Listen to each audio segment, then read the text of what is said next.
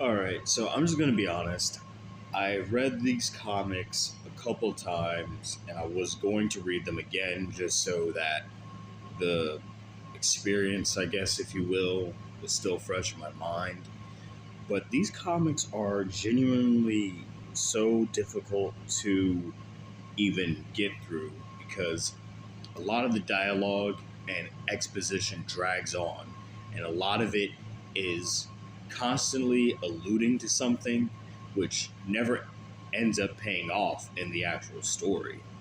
I am, of course, talking about Isom, to which I apologize to everybody for overhyping this up because after reading it a couple times, I can see what's wrong with it. There's no true overarching story for our quote unquote would be hero.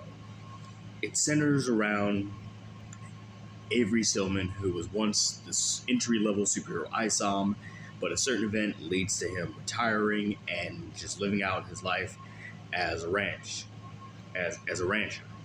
But he ends up looking into the whereabouts of a family friend's missing daughter after getting a phone call from his sister Altona. Now, the intent, the conversation would lead you to believe that if not for his sister, he'll do this on behalf of Mrs. Newman, Jasmine's mother.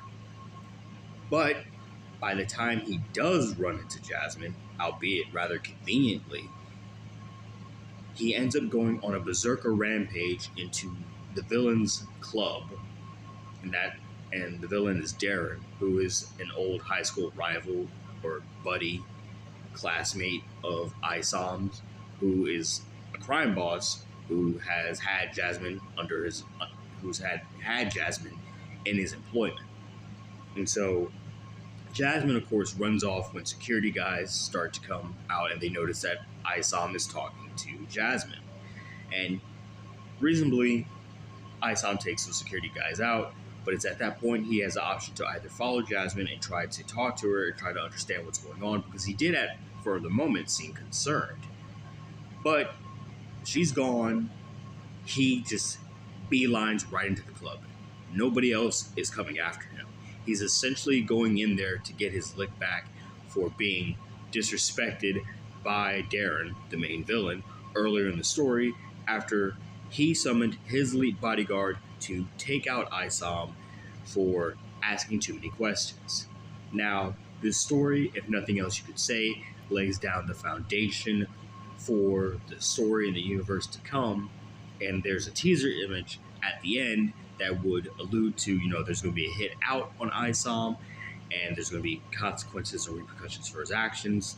But there's nothing of the sort, because by issue 2, we get completely sidetracked by a subplot with demonic hell beasts that kidnapped Isom's ranch hand.